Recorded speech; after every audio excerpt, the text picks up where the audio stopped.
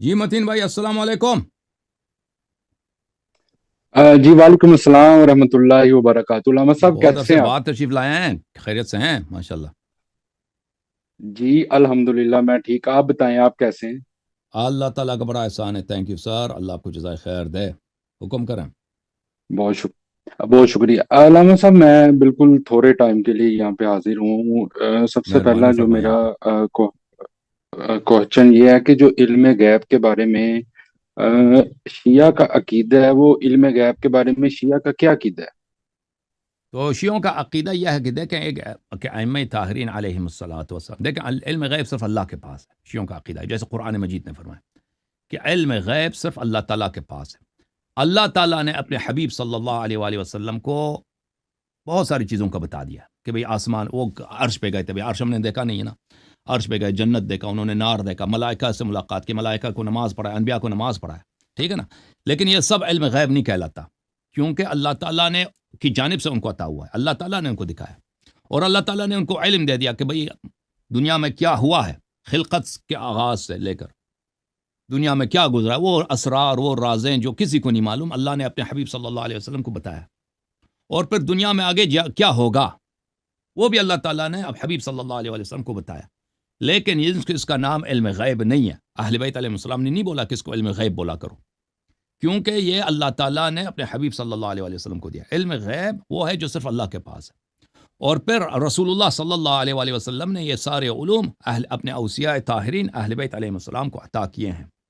تو اہل بیت علیہ السلام بہت ساری چیزوں کو جانتے ہیں، لیکن کچھ ایسی باتیں ہیں کہ اللہ تعالیٰ نے اس سے کسی کو آگاہ نہیں کیا، حبیب صلی اللہ علیہ وسلم کو بھی آگاہ نہیں کیا. وہ صرف مخصوص ہے اللہ کی ذات کے لیے.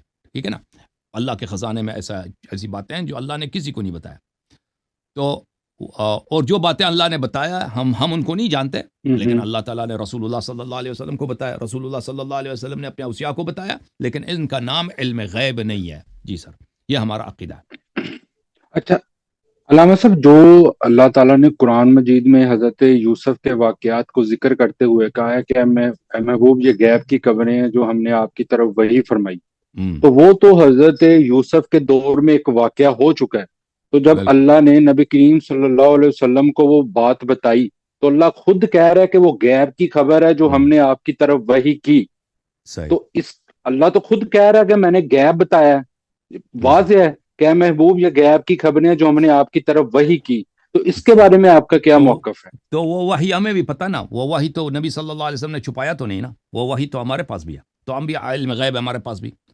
اب جو بھی بچہ مسلمان سورہ یوسف اس نے پڑھا ہے تو کہتے ہیں اس کو علم غیب آتا ہے. وہ تو کوئی نہیں کہتا نا. ایک دفعہ ایک چیز جو اللہ کی جانب سے آ جاتا ہے اس کو علم غیب نہیں کہتے. کیوں؟ وہ اللہ جب تک اللہ نے نہیں بتایا تھا وہ علم غیب ہے، جب اللہ نے بتا دیا اب علم غیب نہیں ہے وہ. ٹھیک ہے نا. اللہ نے اپنے حبیب صلی اللہ علیہ وسلم کو وہ صرف یوسف کے احوال نہیں، خلقت کے آغاز سے کیا ہوا ہے، قیامت اور قیامت کے بعد کیا ہوگا، سب اللہ کو نے بتا دیا اور دکھایا بھی ہے رسول صلی اللہ علیہ وسلم کو. ٹھیک ہے نا. نہیں تو علامہ صاحب، اللہ پاک تو خود اس کو علم غیب کہہ رہے ہیں نا. میرا سوال آپ سے یہ ہے، صحیح ہے. جیسے اللہ صحیح ہے. اللہ کہتا ہے کہ میں نے میں اب یہی کیا. غیب کسی کو نہیں دیتا، لیکن رسولوں میں سے جس کو چاہوں اسے غیب کا علم دیتا ہوں. میرا آپ صحیح. سے کوشچن یہ ہے کہ اللہ پاک اس دے کو دیتا خود غیب کہہ رہا ہے، بالکل آپ کہہ رہے ہیں کہ یہ غیب نہیں ہے. صرف اصطلاح کی بات ہے نا، اصطلاح کی بات ہے وہ. بھلے دیکھیں وہ اس کو دیکھیں کہ جب اللہ نے نہیں نا، بتا دیا، ایک دیکھیں منٹ جب علامہ سورہ صاحب، یوسف صورت علیہ السلام کو، میں آپ کو کہتا ہوں نا، آپ سے کہتا ہوں اب سورہ یوسف علیہ السلام علم غیب ہے. اللہ نے یوسف کی کہانی قرآن میں بتا دی، حدیث میں بھی ہے، ہم نے اور آپ نے سن لیا. اب سب مسلمانوں کو تقریباً پتہ ہے کہ یوسف کے ساتھ کیا ہوا. کچھ کو زیادہ تفصیل پتہ ہے، کچھ کو کم. اچھا اب ہمارے بچے جانتے ہیں اس کو، خواتین بھی جانتی ہیں. اس کا ڈرامہ بھی کئی بن گیا بھائی یوسف علیہ السلام کا. آپ مجھے بتائیں کہ ہم سب علم غیب جانتے ہیں؟ کوئی کہتا ہے نہیں نہیں، ختم بات. علامہ صاحب، ہم، اچھا تو اللہ پاک نے جب صورت آل عمران میں فرمایا کہ وہ غیب پر کسی کو مطلع نہیں کرتا، لیکن جسے چاہے وہ علم غیب بالکل دیتا ہے، اسے چن لیتا ہے، تو بالکل یہ اس روایت کے بارے میں آپ کا کیا موقف ہے؟ بالکل. اس میں یہ نہیں ہے کہ جس اب بلے عالم الغیب فلا یظہر علی غیبہ احدا الا من ارتضی من رسول.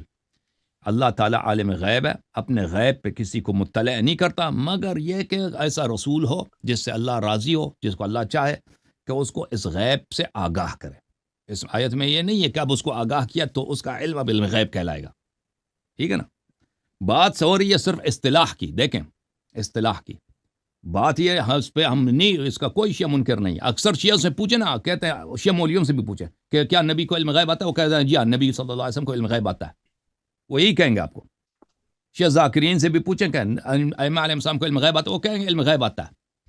لیکن ان کو نہیں معلوم، شیعہ علماء کو نہیں معلوم، شیعہ ذاکرین کو نہیں معلوم کہ اہل بیت علیہ السلام کو اس اپنے علم کو علم غیب کہنے سے منع فرمایا کہ اس کو علم غیب نہ بولا کرو. تو صرف یہ مجرد ایک عبارت، ایک اصطلاح پہ کی بات ہے کہ علم غیب وہ ہے جو صرف اللہ کے پاس ہے. جب اللہ کسی کو بتا دیتا ہے تو پھر وہ علم غیب نہیں رہتا نا، پھر وہ علم غیب نہیں ہے، کیونکہ اللہ نے بتا دیا. علم غیب تو وہ ہوتا کہ اگر کوئی آپ کو بتاتا ہی نہیں، کوئی آپ کو اطلاع ہی نہیں دیتا، آپ ایسے ہی آپ کو پتہ چل جاتا نا. ابھی دیکھیں، ابھی میرا جیب ہے، میرے جیب میں فرض کریں ایک پرچی ہے، میرے جیب میں ایک پرچی ہے، ٹھیک ہے نا. اس پرچی میں دیکھیں کسی کا فرض کریں کسی کا فون نمبر ہے، اس کا نام بھی لکھا ہے، ٹھیک ہے نا. ایک شخص ہے، اس کا نام اور فون نمبر بھی ہے. اب آپ کو پتہ ہے یہ کس شخص کا نام ہے، کس کا نہیں معلوم. لیکن اگر میں آپ کو بتا دوں، میں نے آپ کو ہلکے سے ٹیکسٹ میسج کیا کہ میرے جیب میں جو پرچی ہے اس میں فلان شخص کا نام ہے اور اس کا فون نمبر لکھا ہے اور اس کا نمبر یہ ہے، تو آپ جا کے اپنے محلے میں یا آپ جا کے یوٹیوب میں ایک وہ کلپ بنا دینا کہ دیکھو لوگوں میرے پاس بڑے کرامات ہیں. دیکھو اب اللہ یاری اپنی جیب میں پرچی نکالو، تیرے جیب کی پرچی میں یہ لکھا ہے فلان شخص کا نام ہے، اس کا نمبر ہے، ٹھیک ہے نا. تو کیا یہ علم غیب ہے؟ بالکل نہ، علم کچھ بھی نہیں ہے، کیونکہ میں نے خود آپ کو بتایا تھا نا، میں نے خود آپ کو ٹیکسٹ کیا تھا، میں نے خود آپ کو بتایا تھا کہ یہاں پہ پرچی ہے، اس میں یہ نام لکھے ہیں، یہ فلان. یہ نہ کرامت ہے نہ علم غیب ہے، کچھ بھی نہیں ہے. یہ علم غیب وہ ہوتا کہ اگر میں آپ کو بتاتا، کوئی نہیں بتاتا، آپ کو خود ویسے پتہ چل جاتا، ٹھیک ہے. تو یہ اللہ تعالیٰ کو سب چیزوں کا پتہ ہے، دنیا و آخرت کا راز، بغیر اس کو کوئی سکھائے اللہ کو پتہ ہے. اللہ تعالیٰ بغیر سیکھے ہوئے، بغیر کوئی اس کو سیکھنے کی، کوئی بتانے کی ضرورت نہیں.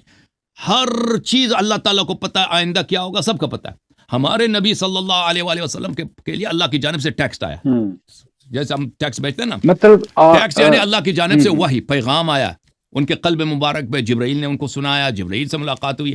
تو یہ جو آیا ہے اللہ کی جانب سے، تو کسی حدیث میں نہیں ہے، یعنی کم از کم ہماری کتابوں میں کسی حدیث میں نہیں ہے، قرآن کی کسی آیہ میں نہیں کہ اہل بیت علیہ السلام کے پاس یہ جو بے نہایت علم ہے کہ پہلے کیا ہوا ہے، آئندہ کیا ہوگا، آسمانوں میں کیا خبریں، کہ انہوں نے کہا یہ علم غیب ہے، اس کا نام ہے، بلکہ ان کے حدیث میں ہے کہ یہ علم غیب نہیں ہے.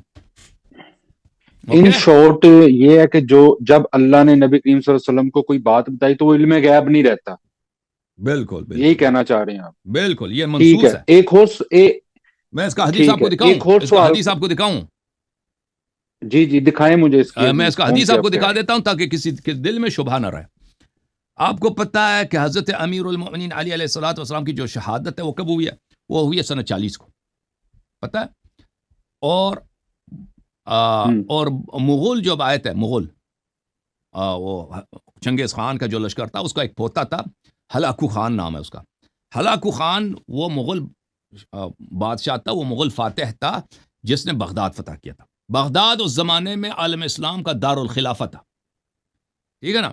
تو اسٹرانگ ہولڈ مسلمانوں کا کہاں تھا؟ بغداد تھا. اس سے پہلے تو چنگیز والوں نے بہت سارے علاقے فتح کیے تھے، لیکن اصل جو جہاں پہ مسلمانوں کا سینٹر تھا علمی لحاظ سے، پولیٹیکل لحاظ سے، عسکری لحاظ سے، وہ بغداد تھا. اور وہ بنی عباس مستعصم تھا. تو سنہ 656 یا 659 ہے، اب مجھے میں شک پڑ گیا نا، یعنی 650 اور 660 کے درمیان ہے. ہلاکو خان آیا اور اس نے بغداد فتح کیا. حالانکہ بنی عباس کا لشکر اس کے لشکر کے مقابلے میں بہت بڑا تھا، لیکن وہ کیونکہ ملٹری لحاظ سے وہ جینیس تھا، اور یہ بنی عباس وغیرہ یہ فضول قسم کے راحت طلب، عیش طلب لوگ تھے. تو اس نے بغداد کو فتح کیا اور اس خلیفے کو قتل کیا. اب امیر المؤمنین علیہ السلام نے اپنے حیات میں، اپنے خلافت کے دوران، یعنی سن 40 سے پہلے، اس مسئلے کو واضح طور پر انہوں نے بیان کیا. میں آپ کو دکھا دیتا ہوں. جب انہوں نے یہ بتا دیا کہ ایک ایسی قوم آئے گی اور وہ یہاں پہ مسلط ہوگی، بغداد وغیرہ کو فتح کرے گی، اور یہ ان کے معجزات میں سے ہے کہ انہوں نے بہت سارے پہلے بتایا تھا. اور اللہ آپ کی خدمت، اللہ آپ کو جزائے خیر دے. تو یہ علامہ حلی کے والد صاحب اس زمانے میں زندہ تھے، کہ علامہ حلی خود فرماتے ہیں اپنی کتابوں میں، میں نے دیکھا ہے، وہ کہتے ہیں کہ جب ہلاکو خان عراق کی طرف آیا تھا نا، بغداد کی طرف جا رہا تھا، تو ہمارے علاقے سے جب وہ گزر رہا تھا تو اس نے ہمارے علاقے کے لوگوں کو بلایا اپنے پاس. تو میرے والد صاحب اس زمانے میں بڑے عالم دین تھے، تو ان کو بھی بلایا تھا اپنے پاس. تو میرے والد صاحب جب ان سے ملنے گئے تھے تو انہوں نے کہا تھا، ہلاکو خان کا کہا تھا کہ آپ فتح کر لیں گے، آپ بغداد کو فتح کر لیں گے، آپ کو فتح ملے گی. تو اب ہلاکو نے پوچھا تو اس کو بہت حیرت ہوئی تھی، حالانکہ مسلمانوں کا جو لشکر تھا، بنی عباس کا جو لشکر، وہ بہت بڑا تھا ہلاکو کے مقابلے میں. تو اس نے کہا تھا کیسے کہتے ہیں؟ انہوں نے کہا تھا ہمارے امام نے کہا ہے، ہمارے امام سے حدیث ہے. اس کو بہت تعجب ہوا تھا ہلاکو خان کو اس بات سے کہ امیر المؤمنین علیہ السلام نے پہلے بتایا تھا. اچھا ابھی میں آپ کو حدیث دکھا دیتا ہوں. اوکے ہاں میں حدیث دکھا دیتا ہوں. ایک منٹ بھائیو، اگر میں اس کو فل پیج کر دوں آپ ایک منٹ کے لیے برا نہ مانیں، ٹھیک ہے نا بھائی؟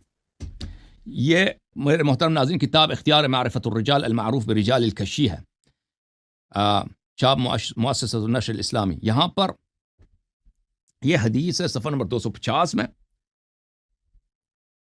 راوی کہتا ہے کہ میں گیا حضرت امام کاظم علیہ السلام کے پاس اور میں نے کہا کہ کچھ لوگ کہتے ہیں کہ آپ کو علم غیب آتا ہے. انہوں نے فرمایا سبحان اللہ سبحان اللہ، ضع یدک علی رأسی فواللہ ما بقیت فی جسدی شعرۃ ولا فی رأسی الا قامت. اس نے امام کہ اپنا ہاتھ میرے سر پہ رکھو، میرے بدن میں کوئی ایسا بال نہیں ہے جو اللہ کے خوف سے کھڑا نہ ہوا ہو. یہ لوگ کہتے ہیں مجھے علم غیب آتا ہے. فرمایا ثم قال لا واللہ ما ہی الا وراثۃ عن رسول اللہ صلی اللہ علیہ وسلم. فرمایا کہ یہ علم غیب نہیں ہے، یہ رسول صلی اللہ علیہ وسلم سے ہمیں وراثت میں ملی. اچھا جو حدیث میں آپ کو دکھانا چاہ رہا تھا وہ یہ ہے کتاب نہج البلاغہ میں، چاپ قاہرہ. یہاں پر صفحہ نمبر ہے 186 میں امیر المؤمنین علیہ السلام کو خطبہ ہے. اس میں وہ مغل کے اور مغل فاتحین کا کہ یا کہ بغداد کو فتح کریں گے ان کی وہ پیشی گوئی فرماتے ہیں. ٹھیک ہے، ان کا چہرہ کیسا ہوگا، ان کا کیسے وہ بہادر ہوں گے اور کس طرح فتح کریں گے اور کیسے ان کا لباس کیسے، وہ یہ بتاتے ہیں. تو جب یہ بتایا ہے تو ایک شخص وہاں پہ تھا، وہ قبیلہ بنی کلب سے تھا. اس نے کہا لقد اعطیت یا امیر المؤمنین علم الغیب. اس نے کہا کہ اے امیر المؤمنین سلام اللہ علیک، اللہ نے آپ کو علم غیب دیا، آپ جو بتا رہے ہیں کہ ایسے آئندہ ایسے واقعات ہوں گے. فضحک علیہ فضحک علیہ السلام وقال للرجل وکان کلویا. امیر المؤمنین علیہ السلام ہنس پڑے اس شخص پر اور کہا یا اخا کلب، اے قبیلہ بنی کلب کے فرد، لیس هو بعلم غیب وانما هو تعلم من ذی علم. فرمایا یہ علم غیب نہیں ہے، یہ علم غیب نہیں ہے، یہ میں نے رسول اللہ صلی اللہ علیہ وسلم سے سنا ہے، میں نے رسول اللہ صلی اللہ علیہ وسلم سے سیکھا ہے. حالانکہ ہمارے اور آپ کے نزدیک اگر ہم سنیں تو یہ علم غیب ہے بھائی. سنہ 36 میں 37 38 سنہ 40 میں فرض کریں، وہ ایک واقعہ بتاتے ہیں جو ان کے شہادت کے 620 سال کے بعد یا 618 سال کے بعد 616 سال کے بعد واقع ہوگا. مغلوں کا حملہ بتاتے ہیں، ٹھیک ہے نا. تو عام لوگ اگر ہوں تو کہتے ہیں یہ علم غیب ہے بھائی. خود امیر المؤمنین علیہ السلام نے فرمایا یہ علم غیب نہیں، کیونکہ وراثت میں ملی ہے ہمیں رسول صلی اللہ علیہ وآلہ وسلم سے. یہ آپ کا جواب ہے میرے بھائی. جی مزید کوئی سوال ہے متین بھائی؟ جوم جاؤ پرواز کرو، کیوں فخر سے سر اٹھا، کیونکہ اللہ تعالیٰ نے تمہیں انتخاب کیا. صراط حق پر صرف تم ہو، صراط ایمان پر صرف کیا، کیونکہ اللہ تعالیٰ نے تمہیں انتخاب کیا. صراط حق پر صرف تم ہو، صراط ایمان پر صرف